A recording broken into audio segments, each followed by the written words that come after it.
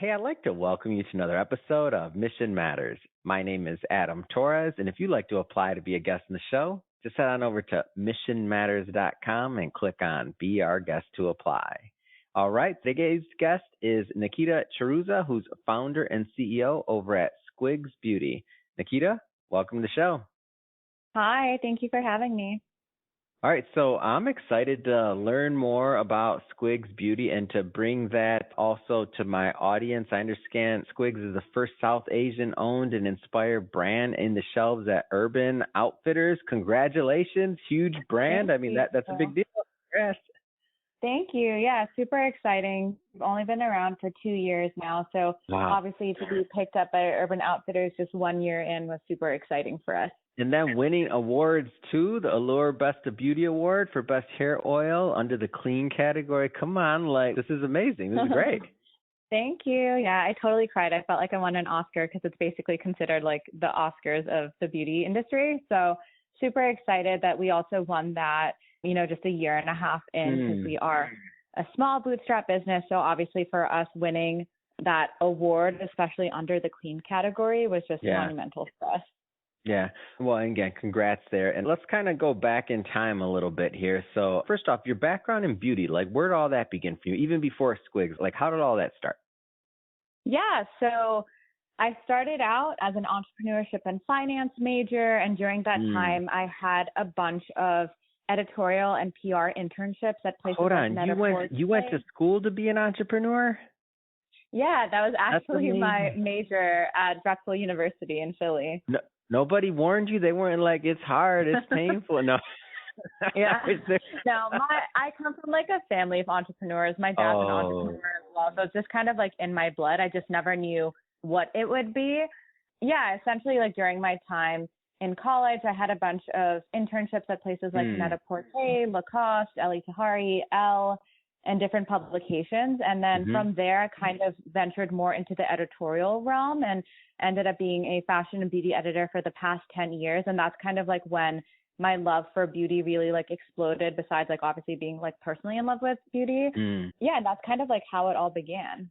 Was it a progression, or was there a moment in time when you were okay, this is where not only am I going to be part of the, obviously the beauty side of things, but I want to be an entrepreneur in this space? Because they're different, right? Being an editor, working for somebody else versus jumping off the ledge and going out there and doing your own thing. They're different. Yeah. Was that a progression, or was there a moment an epiphany? How did you get sucked in?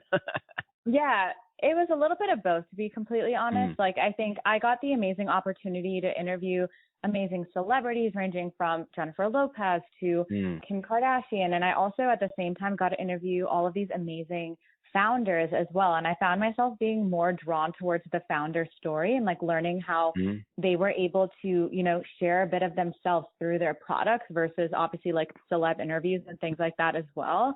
And that's kind of when I kept going back to the idea of, wow, I am so in love with Ayurvedic ingredients that I grew up with. I moved a lot growing up. So I've lived in places ranging from Dubai, Bombay, New Jersey, Philly. Now I'm in LA. So I've moved a lot growing up. And the way I kind of made friends was my love for fashion and beauty. And most of the times I'd be like, hey guys, come on over. Let me show you how we make this hair oil that, my great grandmother taught me. Wow. So I think the more I heard about these amazing founder stories, the more I kept going back to just, thinking about my roots as well. And I think also at the same time, I have super sensitive skin. So when I'd be testing out all these thousands of products for work, I'd end up causing my husband or my sister allergic reactions because they have eczema. So sometimes I get really excited to show them these amazing products that are, quote unquote, safe for sensitive skin, but, some of them aren't. So I found myself going back to these Ayurvedic ingredients to rectify and remedy those allergic reactions and those situations. And that's kind of when I had my aha moment of, wow, I have the best at my fingertips and I'm still going back to these ingredients that have been around for, over 5,000 years. There must be something here. And that's kind of the ethos behind Squigs of like how it all kind of began. And so it was kind of, I would say, a culmination of both things kind of happening at the same time, of me kind of getting a little bit burnt out from the editorial world. And then at the same time, kind of having that epiphany when I was testing out so many products and going back to these, you know, DIY products that we'd make in our household as a South Asian family. So now you have this idea, it's getting clearer and clearer, this vision, and obviously there's some steps along the way to your launch. Like what was that like when you were finally like getting ready to launch and getting everything together and product and all that? Like talk to me about that piece. Yeah, that was definitely a journey, and I think that's a little bit what you were I've heard so many things on that one, like the actual product. Oh, I've heard some horror stories. I don't wish these on you. I'm not projecting that, but oh my God. Yeah, no. It's so true. It's like, it was such a wild journey. I've kind of been working on it like in the background for like 5 years before actually like jumping into it. But I actually never thought it would become a thing, because in my head, I'm just like, oh, who would want to buy this? Like, why would anyone want to listen to me? But I think the more like confident I got with it, and the more I kind of like tested it out with like my editor friends or just my friends and my family, I'm like, no, there's something here. Like, I should just take the shot and do it. I love to say Google is your best friend.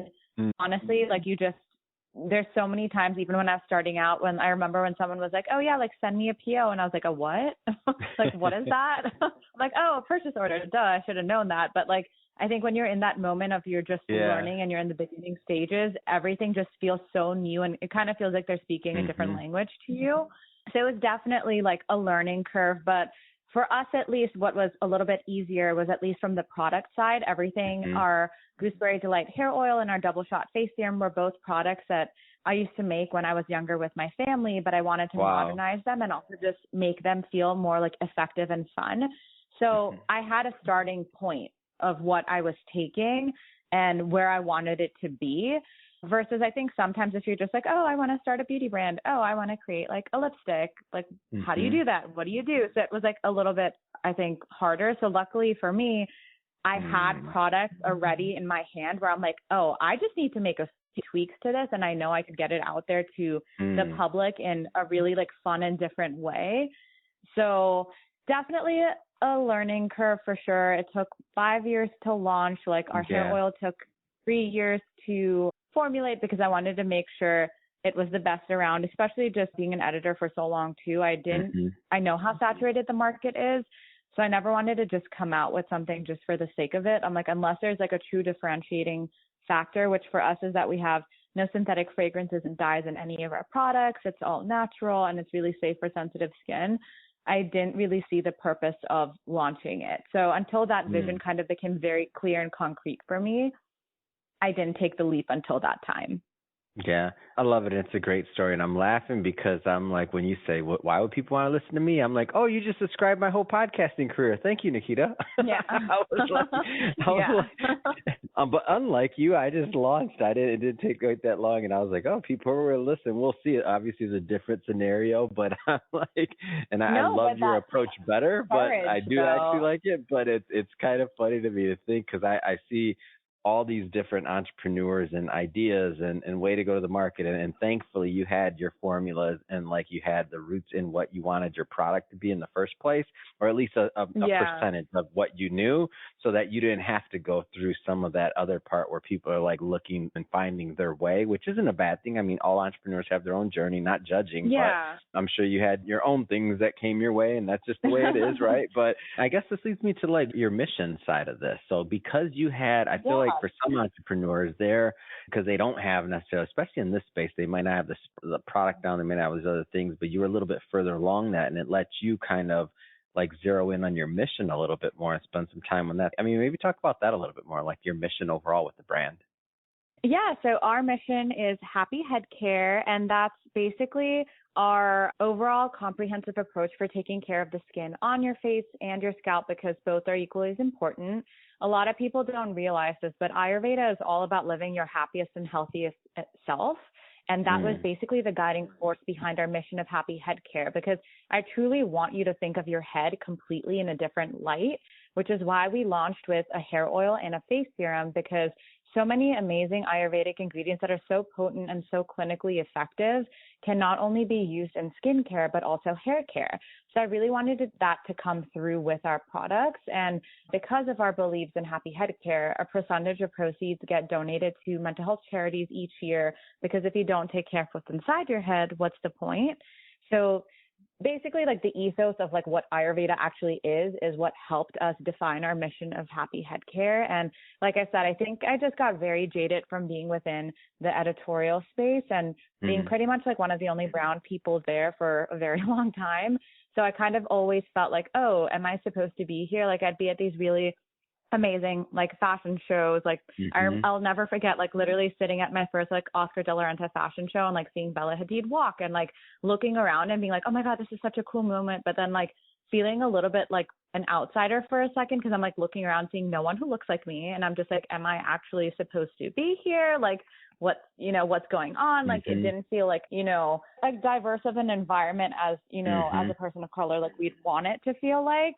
So I think just being jaded from the whole editorial realm for, after being in there for so long, I would feel remiss if we were launching products that didn't give back in an impactful way. And like, obviously, I hope that as we continue to grow, we're doing more with our mission of happy head care versus just, donating a percentage of our proceeds monetarily. I want it to be its own thing. Like, I really want to one day a fund. I want to have many more like IRL moments where we can just go and celebrate and talk more about how mental health and beauty are so connected in so many different ways. That's amazing. So big entrepreneur community listen to this show and many of our shows on our site and on our network. Let's dream for a moment. Like, what's your vision? What's your vision for Squigs? If we can plan out into the future, like what's the wildest dream here? Like talk to me about the vision. Yeah, I think just making Squigs feel more accessible, and whether that's just having it be more readily available, like all across the United States and like hopefully one day globally. I think a lot of people like associate Squigs with me just because of my career so far, but I truly want it to be its own thing where, 50 years from now, people associate Squigs with like our mission of happy head care. And they're like, yes, that's the brand who donates a percentage of proceeds, and they do all of these amazing events, and they truly are doing more for the mental health community versus just, saying it and just, actually acting on it. My ideal dream would not only be like continue to grow with our retail presence, but also just find more IRL activations that we can do. Like, we've been doing so many fun things with our community. Like, we just had an amazing pop-up for like 5 days actually in New York. And we had like Laneige and Innisfree sponsor us. And we just had lines going out the door each and every day. Wow. And it's just truly a moment I'll like never forget. And I honestly How much hope that fun we're was able that? to do How much fun was that? We got to celebrate that a little bit longer. That's a big deal. Yeah. How much fun was that? It was so fun. I was terrified in the beginning for sure, because it's obviously like, oh my God, what if no one shows up? And isn't that the thing? Like, whenever you throw anything, yeah. It's like, especially when it's for your business, you make all this fuss and you're like, what if nobody comes? I know, literally. It feels like a birthday party when you're a kid too. Like, oh my God, what if my friends don't I'm feeling show up? anxiety over here thinking about it. Go ahead. Yeah. Yeah, no. So it was such a great experience. I think it's truly like a week I'll never forget, because we really got to kick off AAPI in like such a meaningful way, because like AAPI month is something that matters to me for obvious reasons, being South Asian. So being able to team up with all of these amazing brands, I teamed up with one of my friends, Note Jewelry, as well. And we're coming out with like collab pieces later this week that were such a success from the pop-up, because like so many of our customers were like, oh my God, we need to buy this. Actually, we're not in New York. Can you do something? So it was truly such an incredible experience. And I get joy out of that. Like, we actually had one customer who has cancer who showed up, and she is in remission now. And she showed me her hair growth from our hair oil. And she was telling me how it was the only product that's like really worked for her. And I literally just burst into tears, because she's like always commenting on all of our stuff. She's so supportive. Wow. And just meeting people like that in your life, and like having those like ride or die customers for you, where you actually see like the impact that like your products are having in their lives, is just something I'll never take for granted, especially as a small business. I think that was definitely like the highlight of the experience overall with the pop-up, just like meeting everybody and getting to talk to them and like hearing their stories, and also just meeting so many new people too, and just learning more about them, what they're looking for in products, how what we can come out with next, and just, you know, continue to evolve and grow. That's a great story. One that I am happy to bring to my audience. Well, I just have to say, Nikita, this has been so much fun. Thank you for coming on and sharing your journey, your story, your vision for Squigs going forward. And I'm glad to say that many of my audience, this may be the first time they've heard of Squigs. So I would definitely want everybody to go in and check out the product, check out your social media and everything else. How do people connect? How do people connect with the product? Yeah, so we're at Squigs Beauty, which is Squigs Beauty, across all social platforms like Instagram, TikTok, all the good stuff. And our website is just squigsbeauty.com. We're also available not only on our website, but Amazon. We actually just sold out on anthropology.com. There we go. Urban Congrats. Outfitters I love it. as well. That's amazing. Thank you so much. That's great. And for everybody listening, we'll definitely put the link in the show notes so that you can just click on the links and go check out squigsbeauty.com. And they have a great page there. It talks about their story, looks like, and there's also a little discount there, 10% off. I see, at least right now. Let me not say that because it might not be there when you go. But as of May 16th, I see a little box there. So 2024. So hurry up and go over there before that box is gone. And Nikita, again, thank you so much for coming on the show. This has been a lot of fun. Of course. Thank you. Same here.